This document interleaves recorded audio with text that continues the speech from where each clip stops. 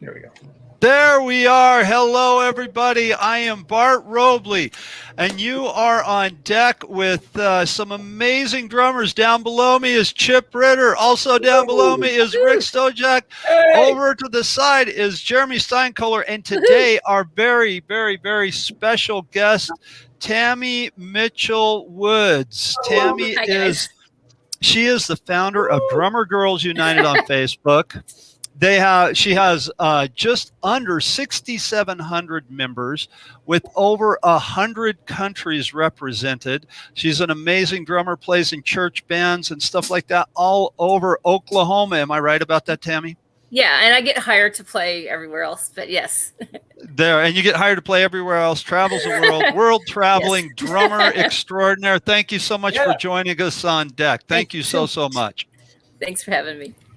Oh, you bet. You bet. Hey. So I guess the first question that is Drummergirls United. How did you start that? And how did that come to be? What was the thought process behind starting that? Talk to us about that. That's fantastic. Okay. About 5-6 years ago, I didn't actually personally know another female drummer. I didn't know anyone. And so I started looking on YouTube for female drummers, and I came across Annika and Emmanuel Caplet, and I wrote them on Facebook, and we became friends. So we were writing back and forth instant messenger, and then I became friends with some other female drummers that I found, and I found that we were just writing back and forth, and I thought, wouldn't it be great to have everybody in one place so we're not all instant messaging each other separately. We can all kind of share experiences and that kind of thing. So really, I just started the group just as a let's get this all together kind of situation. There's about 8 of us.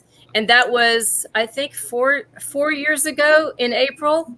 And then they started inviting people, and I started inviting more people, and then it just took off. And then, of course, last year we did the Facebook asked us to do a commercial for them for International Women's Day. And then it went from 1,500 members to 5,000 in about 3 months. It was really crazy. Wow. That's awesome. That's outstanding. That's outstanding.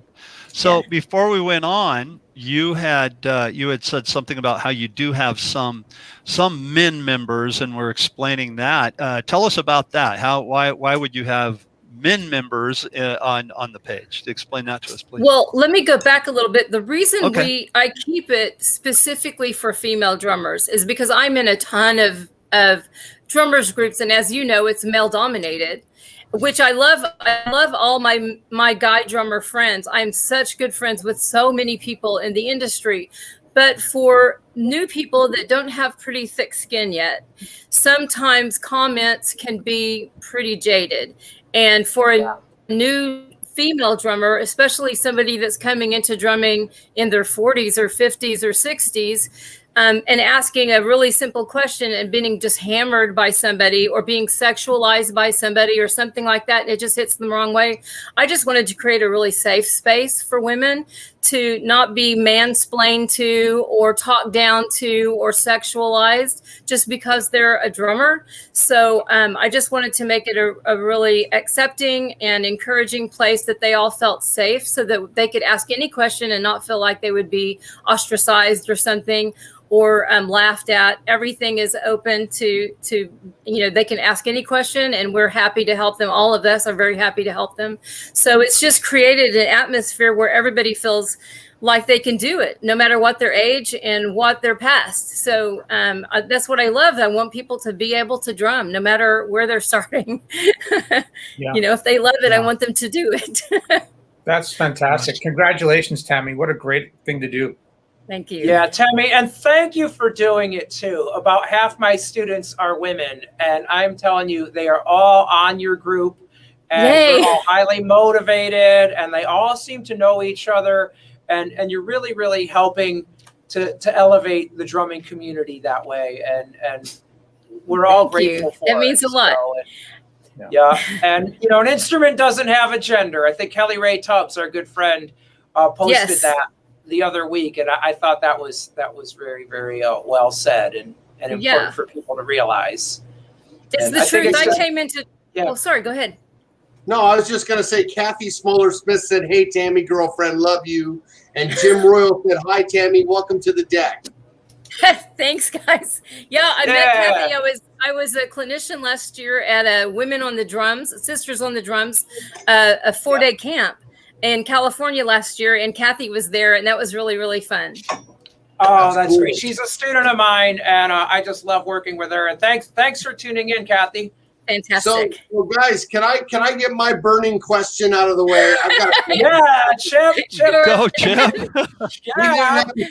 We did an episode the other day called "What's in Your Bag," and we all talked about what's in our stick bag. And I wanted to ask Tammy what's in her stick bag, and can we have a tour of it, please? Yes. In fact, when my last clinic that I taught, that was one of the things that I did is what do I take to every gig? And one of the things I opened was my stick bag. It's so important.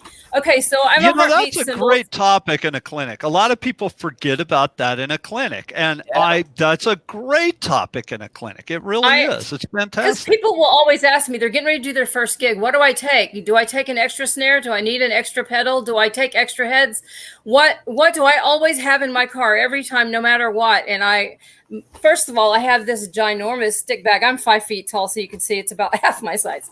But I like all of my stuff in it, so it all goes with me. So when I open it up, it kind of looks like this. Wow, there we go.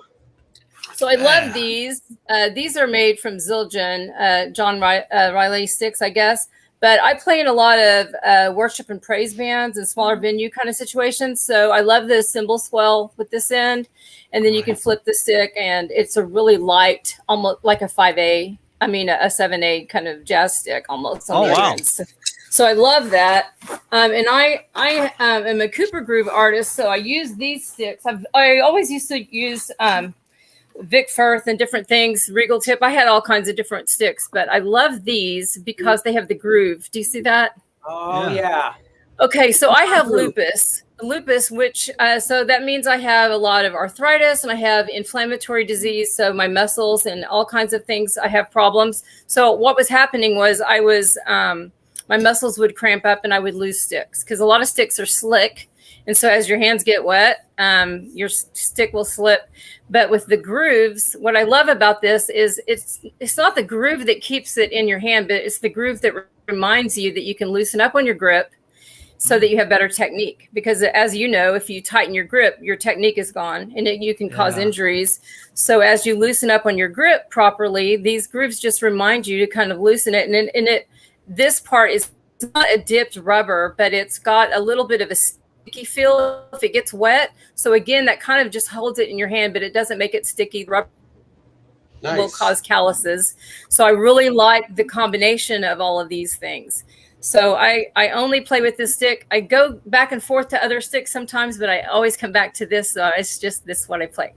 So I have every kind of size. And during any say any hour or 2 hour, 3 hour gig, I change sticks constantly because sometimes I want a 7A, sometimes I want a 5A, sometimes I want something that's really thick, depending on what I'm playing. And even different heads, I will use different heads.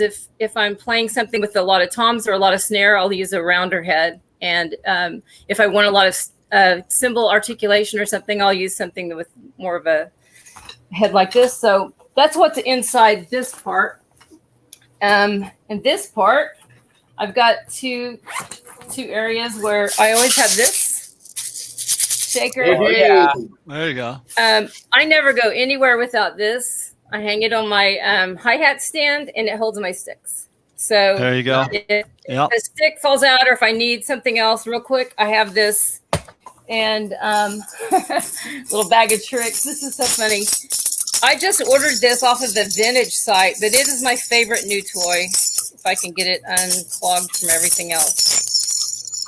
Hat trick. I think hat trick. And to me, I don't know why other tambourines have a different sound, but just to me, this has like a perfect chingy sound. I love it so much. So it goes with me when I need a special effect. And then these you can just lay on your cymbals if you want a little squish. I like those. I love it. And I've got more stuff. We love toys. We love drum toys. I'm a Remo artist, so Remo sent me some gels with a bunch of other cool things. And let me see what else. Oh, okay. So also, if you guys have heard the Drum Wallet and I have a little partnership, and so I carry a couple of those in my bag if I need them. And That's like what is it? What's a drum wallet guy, Jeremy? No, I'm like a wallet that goes on the snare that mutes the snare drum. It's not unlike the snare tabs that I use, but yeah. Oh, okay. A drum wallet is usually full of money from all the cash from all the gigs, right? All the gigs. I like to shove all your money in there, right? Yeah, right. From all the gigs. Tammy, you're getting out there a little bit. Yeah, we got you freezing up a little bit. There, like a drum dot.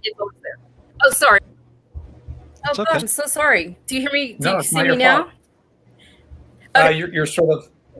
Yeah, you're glitching up a little bit on it there. To do. I don't know. Everything is off. Okay. It's okay. There you go. You're back to life now. You got to adjust the rabbit ears on top of your computer. That's it. Okay. It's all good. I always keep all of these just in case. My hi-hat clutches.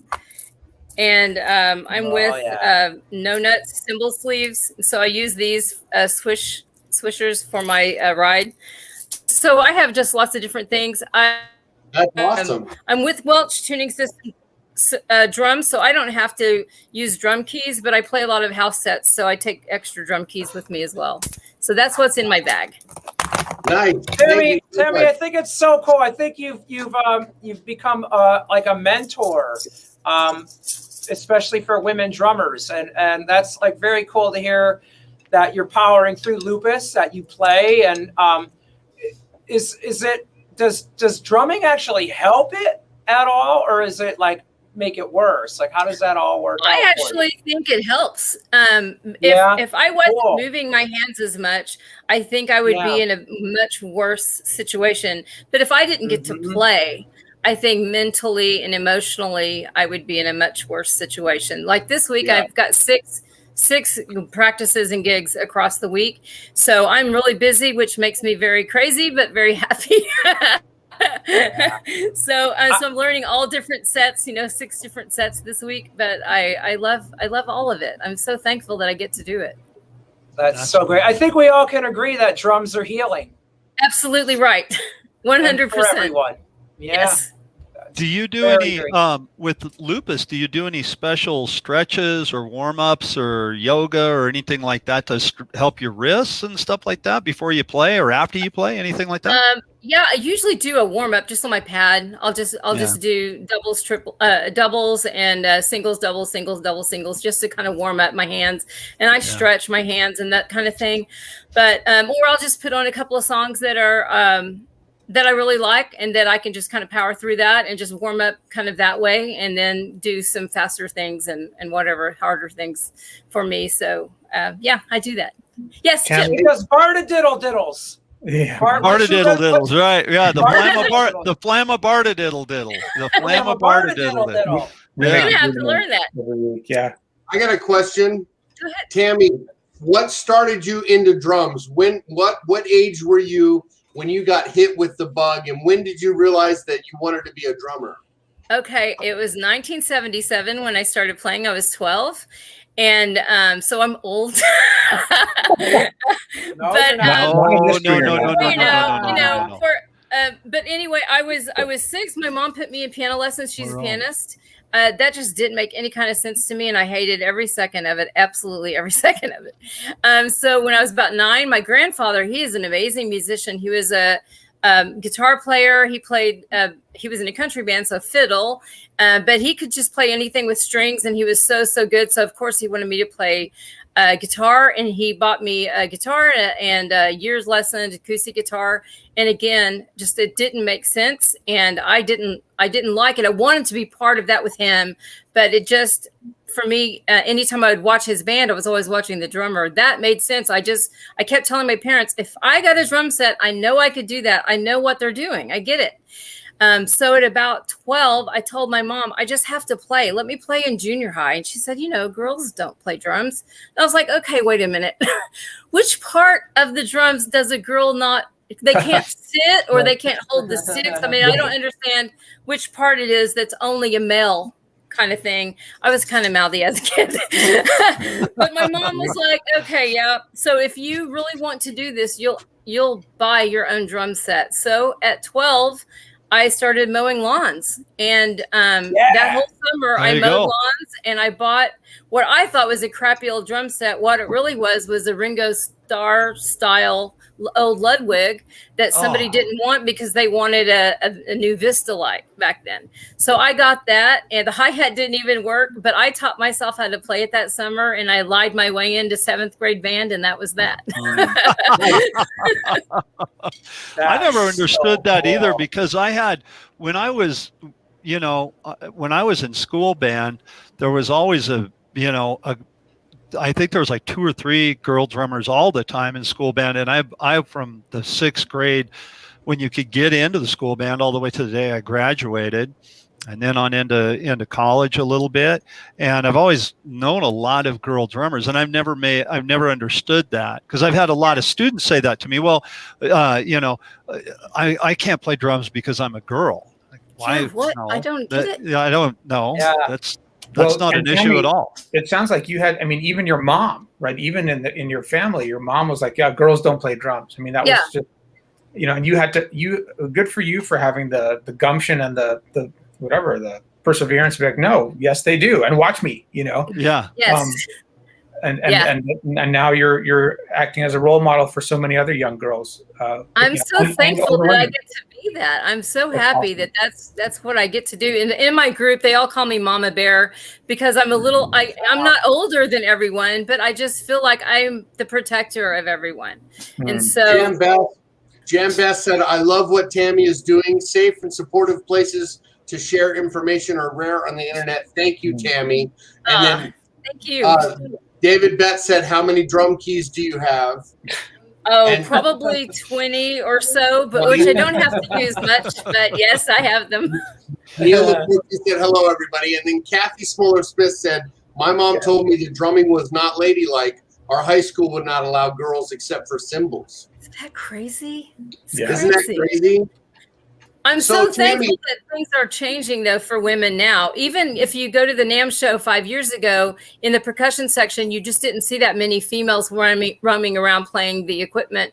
But when I went last year, there was tons of female drummers, and it didn't seem like an unusual thing. So I'm glad things are changing.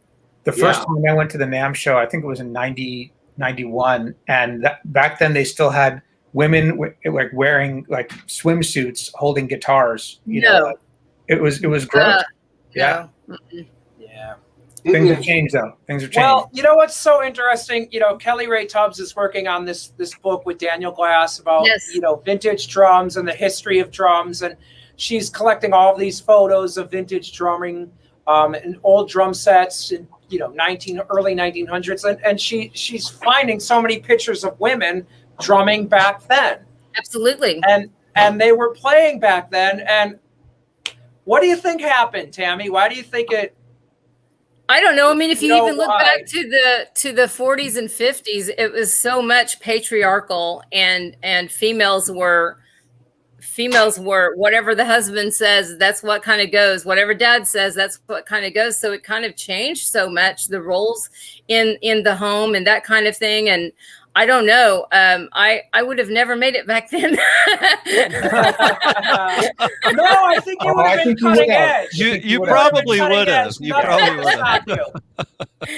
All right, Tammy, that begs the question. I think about when you were coming up and learning drumming, and as your career progressed, what drummers inspired you, male or female? Which ones inspired you to play, and why? Well, very first, Danny Seraphin from Chicago. Okay. And I got to meet him last year and tell him that, because I actually was featured in his wife's new magazine, The 21st Century Drummer, last year. It came out, and I won some contest. They had an international contest hidden heroes in drumming or something, and apparently I got enough votes, and so I won. So I got to meet her, and she gave me that magazine. I was in the first magazine, and then she introduced me to Danny, and I got to meet him. So that was really fun. Nice. He was one of them. And then James Bradley Jr., he actually played on Live at Hollywood Bowl with Chuck Mangione. And that I just played that over and over and over and learned what he did, because I just thought what he did in that album specifically was really incredible. And then I listened to Spyro Gyra. I think his name is Joel Rosenblatt. I love the things that he did. It's very kind of jazzy, and I loved that. So I listened to that a lot. And Maynard Ferguson, I listened to Maynard Ferguson. I liked a lot of jazz things back then. Right on. So that's kind of what I grew up on. And then, lately I've listened to a lot to Annika and Manuel Caplet. I love the guy that plays drums for Dirty Loops, Aaron Mellegard. I think he's one of the best drummers anywhere. Yeah, he's of amazing. course, Thomas Lang and Chris Coleman. I love them. Luke Holland. I just love his style too. There's so many good drummers out there. Benny Greb is one of my very favorites. So yeah, there's just so many. There's a laundry list of wonderful drummers out there. Did you ever get into Sheila E? She was one of my favorite drummers. Yes, and in fact, she is the absolute #1 top person that I would love to meet and interview in my group. She is the absolute pinnacle of drummers that I would like to meet. So yes, absolutely, Sheila E. Yes. And if I could have, Karen Carpenter was my hero back in the day. I think she's such an underrated player. She was so incredibly talented, her voice, but her drumming as well. She was a trailblazer too. Yes. I've seen some solos of hers that were wild, really crazy drum solos. She's fantastic. She was fantastic. Yeah. Tammy, I've got a question for you. You mentioned earlier that you've got 6 different rehearsals or gigs this week. And you have to learn 6 different sets of music, right? Yes. So that's something that we've talked about a little bit in the past, where you've got, as a professional drummer, you're often called to get hired for different groups, and you've got to learn a whole bunch of tunes really quickly. What's your approach to doing that efficiently as possible? Do you use charts? Do you take notes? How do you learn all that music so quickly? Before about a year ago, I was just memorizing. So I didn't use charts.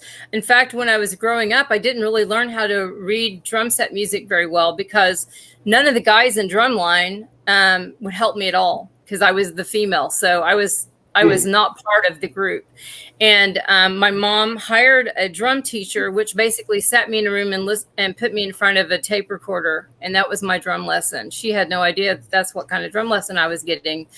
But so I didn't really get a lot of instruction. So I had to teach myself. So I've learned some really good, quick deconstruction tips on how to listen to the music, deconstruct what I'm hearing, and do it on the kit. So I that's actually a class that I teach in my clinics, is how to deconstruct music really quickly and memorize it really quickly. And so I'm on a lot of medication for lupus. I am on infusions. It's like a chemo infusion. So it kind of wipes me out with brain fog sometimes. So what I do every time I go into, say I'm going into a gig on Wednesday night, I'll have my playlist on my iPhone. And if I'm getting ready to click in something or whatever, a lot of times I'll have it in my ear and I can play the first measure. That way I can get the rhythm or the count on it real quick. Especially if somebody's talking during the middle, then I can pick that up real quick. But a lot of times they just expect me to kick everything off and I just have to memorize it. But I am doing Drum Chart Builder now too. So I can carry that on my iPad and I will chart if I have time. This week I won't have time to chart all 6. So I'll chart what I need, things that I really don't know. And I can pull that up on my iPad if I need little helps from that. Otherwise I just go in memorized and play it. Right on. Neil LaFortune said, "This is fantastic."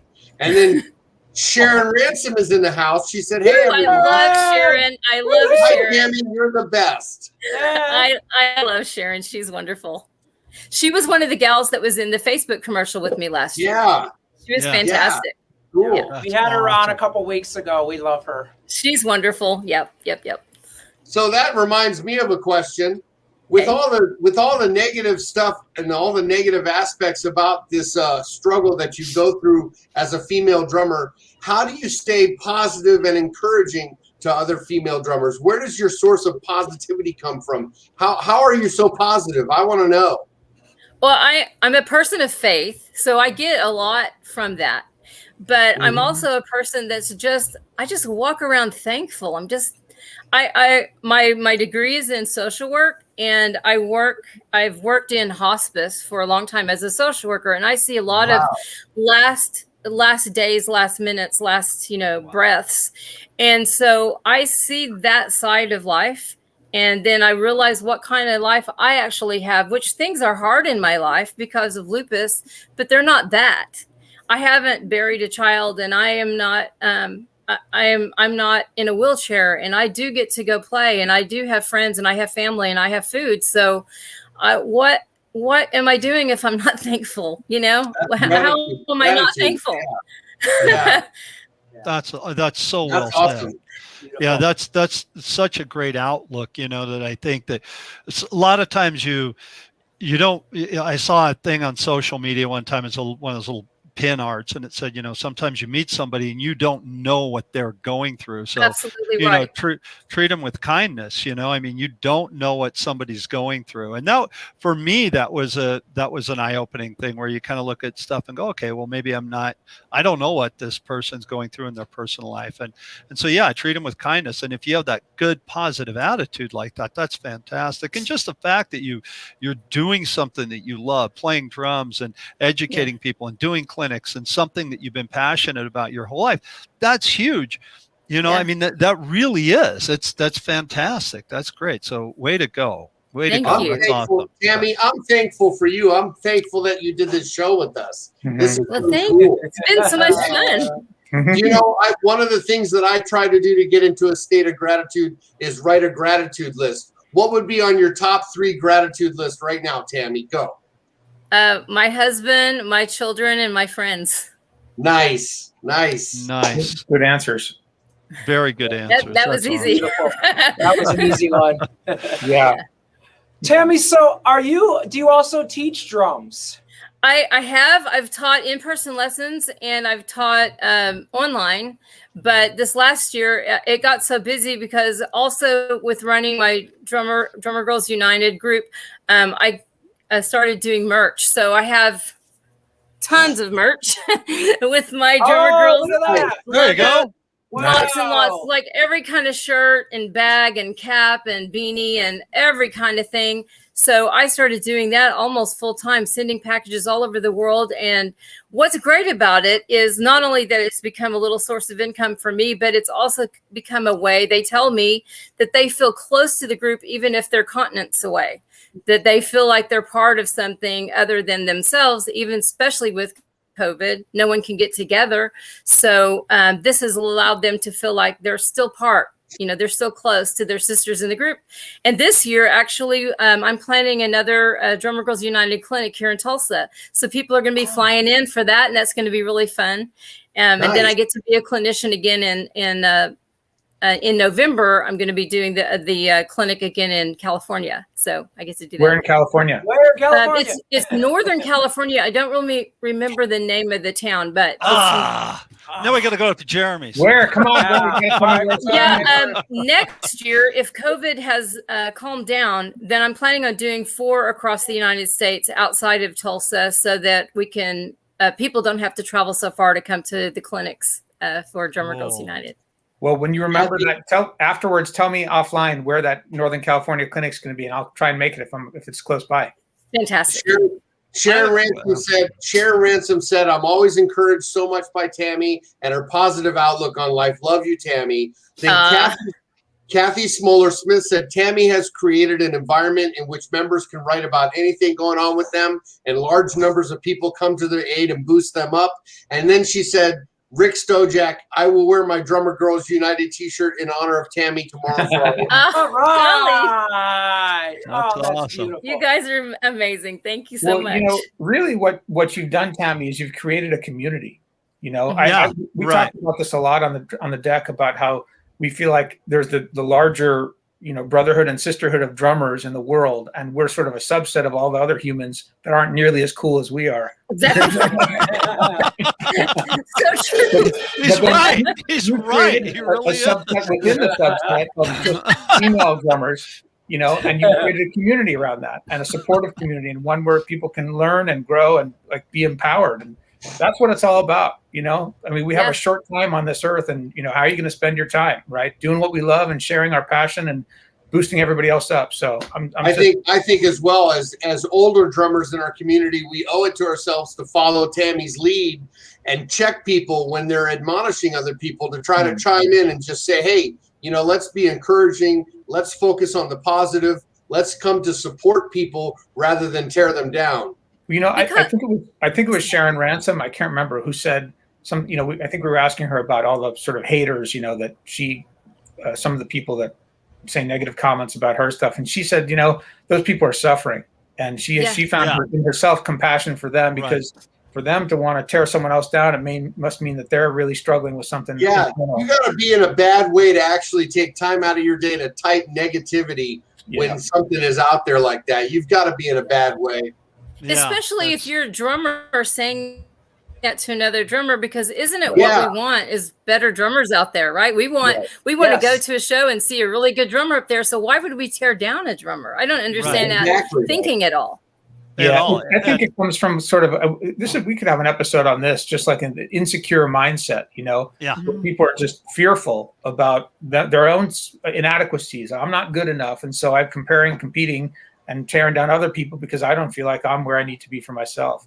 Right. And I say that a lot in my group, that it's never a competition. So put up your videos, because we all started from zero. We all started with absolutely no knowledge. That's so right. no matter, and we have women that are joining the group that are in their 70s and learning to play for the first time. And I want them to feel so encouraged and so excited about getting to do this. I don't want any obstacles in their way. So we're trying to remove all those obstacles. That's very cool. That's awesome. That's great. I have a question. Can I ask you just a quick one? Sure, Jeremy. Sorry, Bart. No worries. Have you thought about putting together like a network of female drum teachers around the country where, someone can come to Drummergirls United and say, hey, I live in, Sebastopol, and I want to find a female drum teacher near me? We actually do have a list on Drummergirls United that's pinned to the top in announcements of all of the drum teachers across the world, actually, in our group. If they wanted to put up information on how to get a hold of them, then anybody in the group can look at that, and then they can contact them privately and hopefully hook up with lessons. Awesome. Yeah, that's great. So I have, Tammy, on your clinic, okay, when you playing clinics, we've talked about here on the deck before. Sometimes it is intimidating. You're playing drums in a room full of drummers, I mean, you want to play well. My first gig back since COVID, two of my dear friends who are world-renowned drummers are standing right beside me watching me play, and I'm like, oh my God, don't mess up now. In your clinic, do you ever feel that? Do you ever feel like, oh my gosh, I'm scared? And what is your clinic about? What is it that you cover in your clinic?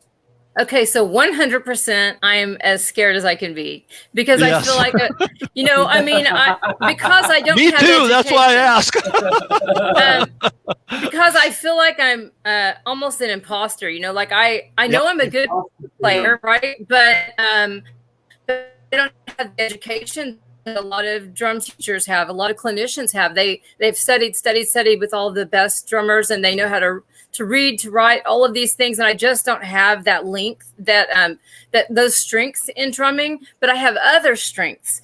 And I didn't do it for the longest time. People were asking me to do it. And I feel like, who am I to teach somebody else? And then they were like, if you could just teach them what you're doing, like you can play. So teach them what you're doing.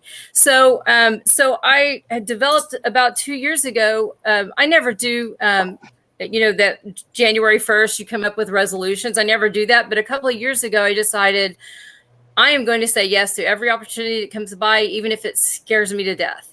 And so literally every time somebody would say, hey, can you do this 3-4 hour concert with us, country music? I'm going to send you some 72 songs. You got to memorize it in a couple of weeks. I just said, sure, yes, send it to me. It was Lady in Nashville. And I memorized it and we did it. We got to do a 2-song sound check and then we just played. I didn't know them. I never practiced with them. So I'm just saying yes to every opportunity. And these clinics are an opportunity. And I would normally say no, but I just say yes. And I just figure it out. So that's how I kind of going through life. I think that's great. And I have a short story that I'll tell you in regards to that I think is wonderful. I have my dentist of all people. Every time I go, and him and I are really good friends, and every time I go in to get my teeth cleaned, he's like, Bart, come here, I got to show you a picture. And we'll go into his office, and he'll show me pictures of all these adventures he's on. And he's always like, here I am in Aspen with Kevin Costner. And I'm like, okay, that's cool. And then one night he shows me this picture. He goes, hey, Bart, check this out. And he has a picture of him sitting on the drum riser of Tommy Lee. Tommy Lee's behind it playing drums, and there's an arena full of people, and he's going like this to the camera, and he's sitting on Tommy Lee's drum riser. And then he shows me this one other video where he got to watch, I forget the guy that won the race into space a number of years ago. Anyway, he always shows me these pictures, and I'm like, finally I go, Doc, how do you do all these adventures? Kevin Costner and Tommy Lee and Nikki Sixx is his best friend. And my dentist, no offense to my dentist, but he's a dentist. He's, just a cool guy, how do you know all these stars? And he goes, you know what? I just don't say no to anything. I say yes to everything. There's times, somebody asks you out to dinner and you can't go.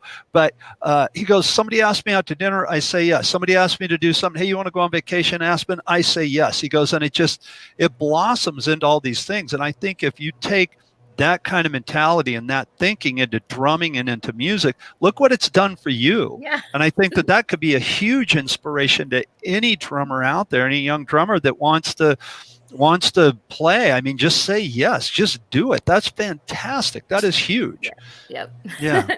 It's changed my life, honestly, because I was a little intimidated. I was a little scared, and I thought, but why should I be intimidated? I watch people play and I can play that. I can do those things. So I feel like I have something to offer, and I'm going to offer it. And if they don't want it, then they can move on. Right. Yes. That's great. Yeah. You have you to offer. Yeah. Right. Yes. Yeah. You're the best you that you can be, right? Absolutely. Yeah. Absolutely. Now you said that you do or you don't read. You said that you're working on. Okay. Yeah, I can, but it was junior high when I was playing, and then in high school I was actually vocal. I was a vocal major in college, so I did more vocal things, and then I would play drums behind the choirs and things when I wasn't singing solos and things like that. So I only read in junior high, and then I never read drum music after that because I was studying voice.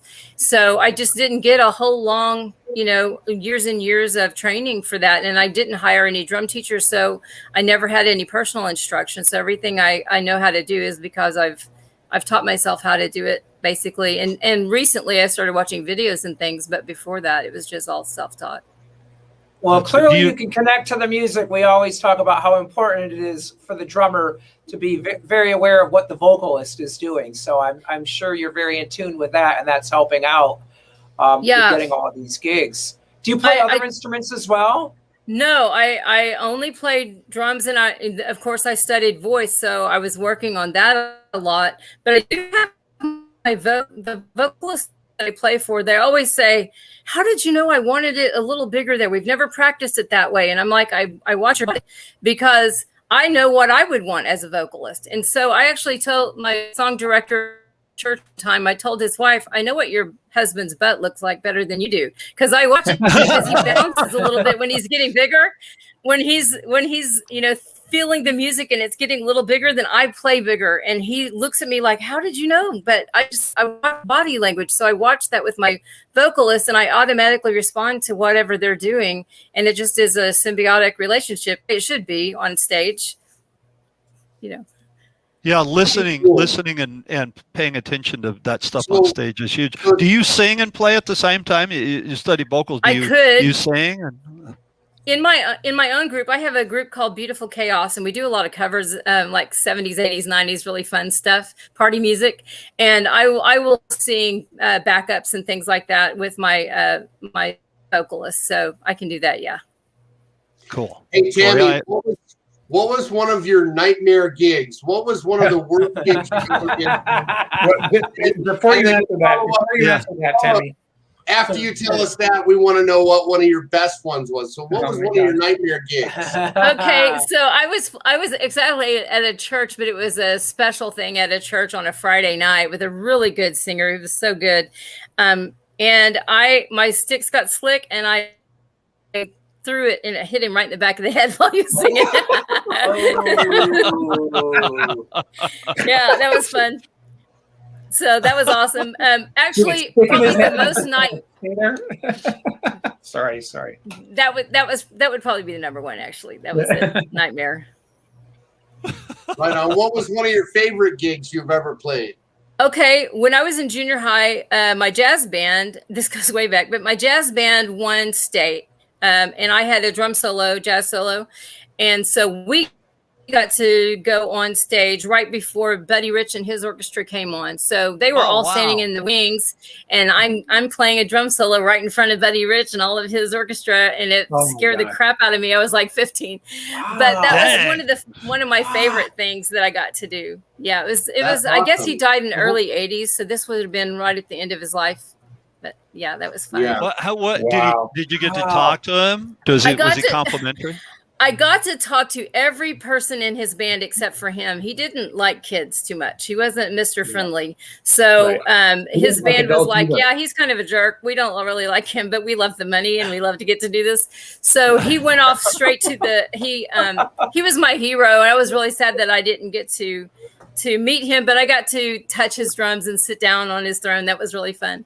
But I got to meet the rest of the orchestra, and they were awesome. And so that was a really fun thing. I wish I had gotten to meet him though. That would be incredibly intimidating to be sitting there playing a drum solo, and you look over and there's Buddy Rich watching. Yeah, I was 15. It was crazy. So wait a second. That sounds like one of my worst nightmares. Like that's exactly experience. Buddy Rich was probably intimidated. He was intimidated and didn't want to. I can guarantee you that he was not. Kelly Ray Tubbs said, in other words, playing in front of drummers at a clinic you're leading is small potatoes compared to playing in front of Buddy Rich. Yeah, exactly. There you go. Yeah, I didn't see him. I just knew that they were all. I saw most of his band, but there was a bunch of people on the side. So I didn't. Yeah. If I had caught his eye, then I would have. No, that would have done it for me. I wouldn't have been able to do it. I had only been playing 3 years. So, just that alone is intimidating in front of a huge audience. But then with that orchestra right there, boy. That's cool. Yeah, it was. You're awesome. Fearless. Sometimes. Yep. That's fantastic. That's great. So what's in the future, Tammy? What are your goals with all of this? Goals. I want to start doing clinics for Drummergirls United, not just me as the clinician, but we have so many females in our group that are amazing clinicians. And I want to hire them and start doing clinics all over the United States. And then as it grows, I want to go up to Canada, then to Europe. And so I just want it to be, I want everyone to be able to come to these clinics and get education and get encouragement and have friendship and to just feel part of this group and to just grow it. Not because it's a monetary thing for me. I make money on the shirts, but I give away a lot of shirts too. So it's more of just, I want to make a mark. I want to do this for the drumming community because I think it's important for people to have a safe place to learn and to feel encouraged. That's great. That's really fantastic. Good. Now, anything we can do, let us know. You said that you don't. Anything we can do to help you with that, let us know. Let the Drummers Education Connection. We're fully behind you. Thank you. I will let you know. That's perfect. Now, Thanks, I had a Jeremy. question. You said that you hadn't that you're all self-taught. That you hadn't taken any lesson. Have you recently, like with with online lessons and stuff like that? Have you had a chance to study with any of your favorite drummers or anything like that, or is that not something? Okay. My 50th birthday, I had my first drum lesson. Basically, that was 6 years ago, and I hired Annika.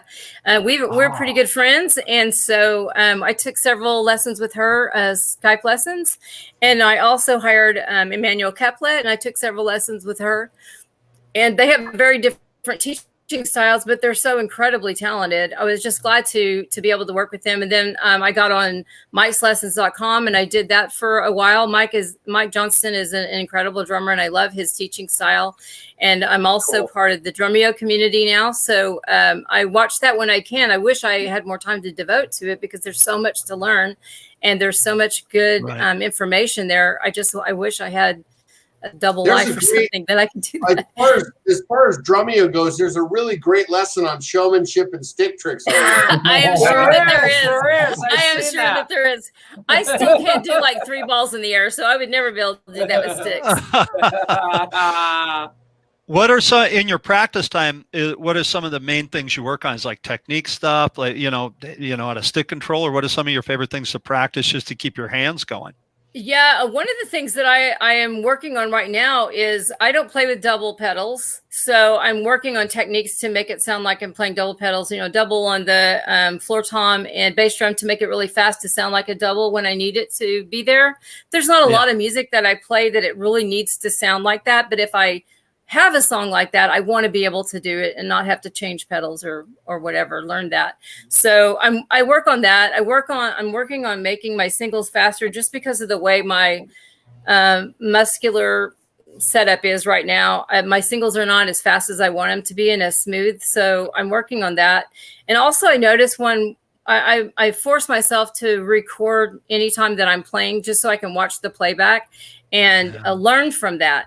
So I see that I hit my snare with a real powerful hit, and my upper tom, I can hit that really powerful. But as I work my way down, it's not as powerful of a stroke generally. And so I'm working on making sure that everything is the exact way that I want it to sound out there.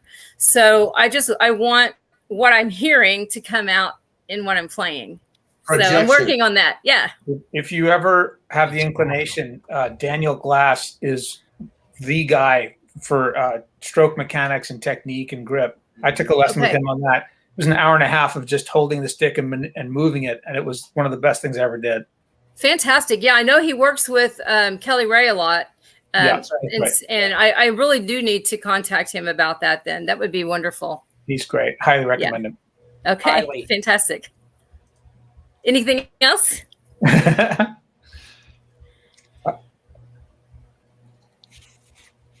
Tammy, you're a successful drummer. You're playing gigs all the time. You've created this amazing Facebook group that's got thousands of people all across the world.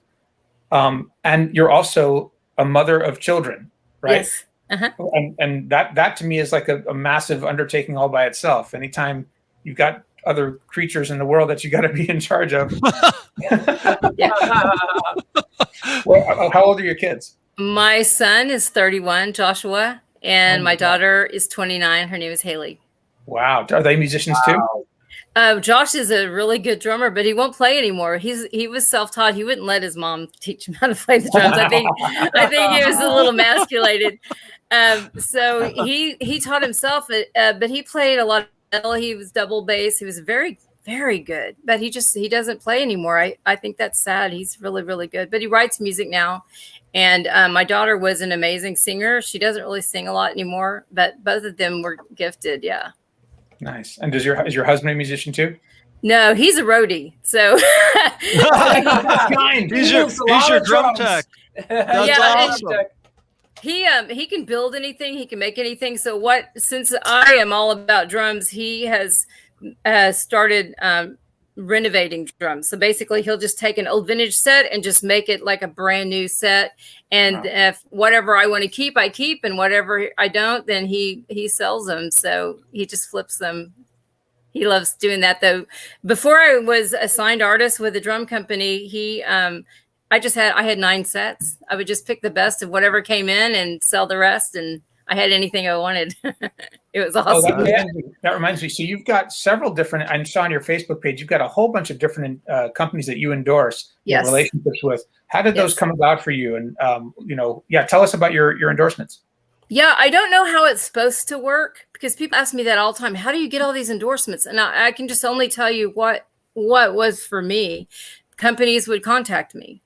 And so I think other people, maybe they contact the company, or they send them videos, or they send them social media links or something. I've not had to do that, except for one company. I actually just wrote them and said, hey, I love your product. I just wanted you to know I'm using it. I'm actually teaching about it in my clinic this weekend. But everything else, they've asked me to be an endorsing artist. So I'm not really sure how it works for everybody else. What everybody's a little bit different. Everybody's relationship with their companies is a little bit different. What companies do you endorse, Tammy? Okay. Well, you saw that I'm with Cooper Groove Drumsticks. And I'm with WTS Drums, which is the Welch Tuning System drums. They won the NAMM Best in Show last year. They've been at NAMM several years. Is that the one dial? Do you have one of those handy that you could show us? No, that's upstairs. No. I should have brought it down and showed you. Yeah. But yeah, it's the most incredible thing that I've ever played. And I've been asked by several drum companies before to be an endorsing artist. And I've just never, in 40 years, I've just never signed on the dotted line. But as soon as I played these, I just kept going back over and over at the NAMM show. And by Sunday, I was hooked. That was it. So he asked me to be an artist. And I was like, absolutely, just send me whatever paperwork, I will sign it. And isn't there like a dial on the side of the drum, and you just sort of turn it, and that tightens equally around? Yes, top and bottom head. So there's a steel cable that runs that tightens both at the same time. I've seen those. So in between songs, if I'm playing one song and I really want 2 floor toms that have a really boomy sound, but I'm really only playing a 1 up, 1 down, I can tune them both really low, and it sounds like I'm playing 2 floor toms. And then the next song, if I'm playing something very fusion and I want a really high rack tom, I can just quickly, in seconds, it's also already a high sound. Or I can make my bass drum a really high thud or really low flat, just in between songs or even during a song. And so it's just, it makes the set as many sounds as you want. You don't have to individually all the way around to see if they're all matching. It's one key. It tunes everything perfect. So on a snare, let's say, or any drum, you kind of have to have that sweet spot, right? Where it's tuned exact. Yeah. And then you have a sweet spot where it really sounds like it's in tune. But on this, no matter how, all the way flat to all the way tight, it sounds like it's in tune. It's always in tune. And so there's no, sorry. I'm sorry. I didn't mean to interrupt you. No, I'm just, there's no place where you could tune it that it sounds like it's out of tune, that it's not quite right. So that's what I love about it. I could have it at any pitch and it's still perfect. So. And is this a system that you can retrofit on any drum, or it's specific to the drums that they make? The reason you could, but the reason this makes these drums sing, say they kind of sing, is because there's 90% less holes in hardware on these drums, because everything is on the outside of the drum. So the actual wood itself can actually sound the way it's supposed to sound, and without the weight and all the holes in it. So if a company wants to buy the hardware, I would do it with the shell complete and then put it on there so that it's actually going to make the drum sound the way it's supposed to sound. Right on. Very cool. Yeah. Cool. So that's one of the companies. Go ahead. I'm with Heartbeat Cymbals, and I used to play Sabian. I've played a lot of different cymbals, Meinl, over the years. But when I started playing these, for whatever reason, I mean, to me, they just have a perfect sound. I just love the different ones that I use, and I have a dark, washy, dry sound, so I have a lot of that type. But I also buy some brights and studio cymbals as well, just to have a really good mix for whatever I'm doing. A lot of companies will tell me, the stores and things like that, drum stores will say, "Oh no, Tammy, your trajectory is going up, so you need to stay with the top 3 and the top 4, the top 5." And I'm more of a relational person, So I stay with the tools that I like and the people that I want to do business with. And I don't care if they're the top or wherever, if no one knows their name, I know their name and I love my tools. And so that's all that matters to me. I don't care about anything else. And so I couldn't be more thrilled with the support that I get from my companies and from the quality of the equipment that I'm using. So there you go. So I'm doing that. I also use no nut cymbal sleeves. I don't know if you've seen these things, but instead of having the washers and the felts and all the ties and all the things on the cymbals, it's basically a kind of a rubber piece that you put on the top of the cymbal stand, and then your cymbal just slips right on top of it. So there's no untying and unscrewing and putting the felt. It just sits right there, and the take off and load in and load out is so fast. And my cymbals actually sound really good like that. There's not anything else around it. So I love that company, and I'm with Remo. That was a new company for me this year, and I'm thrilled because I've played Remo almost my whole life, and so I was thrilled when they asked me to be part of their family. I'm with Kickstrap, and I don't know if you've seen this, but you know how if you're playing even on like slick carpet and your bass drum kind of slides in front of you and you're having to put something in front of it or whatever, it's such a pain in the tush. This is actually a strap that's got a hook on one end, and so it hooks onto the seat that you're sitting on, your throne, and then it goes underneath your bass drum pedal. So whatever that distance is, it's not going to move. So I love that. If I'm playing a gig that I don't like, I play at church and the carpet is really, really thin. Sometimes everything slides. So I'll just hook it up, and that's that. So yeah, I have a lot of different things. The Sledge Pad is something I saw. Pink's drummer actually uses it. So you always get that nice thud sound instead of putting a pillow or something that will shift if you're touring. It's fitted into your drum. So it's specific to the size and depth of your drum. And so it's custom, and it stays in place. So it always is going to sound the way you want it to sound. So I really like that company as well. That's awesome. I hope I covered I everybody. love Mark Shulman. Mark Shulman is such a good drummer. With he's just amazing and a cool guy. Tammy, you're a super popular, very positive person. You're a light in the community. Are you going to run for office soon? God, no. I would never want that job. I'm happy doing what I'm doing. No. That's for a different personality altogether. Right. World in NAMM. I will be at NAMM. I love doing that kind of thing. Yep. Well, we'll see you there. Yes, we'll absolutely. Did you have something, Rick? I mean, really fast. Yeah, I have a real quick question for you. It's just about the Tulsa music scene. I would just imagine that just geographically where it is, with its proximity to Texas and New Orleans, that there must be some kind of blues vibe there, or country, just kind of a. So can you just tell us a little bit about the Tulsa music scene? Yeah, there is Blues Hall of Fame. I've played there before. There is a lot of blues music. There's a lot of country. There's a lot of kind of red dirt, that country feel kind of thing. But then there's other music around. Grady Nichols is the kind of a famous jazz saxophone that came out of Tulsa. And so there's a lot of music here, but it's really hard to break into the music scene here because there's so many musicians and there's so few venues. That's the downfall of Tulsa. There's just not enough places for all of us to play, I think. Yeah.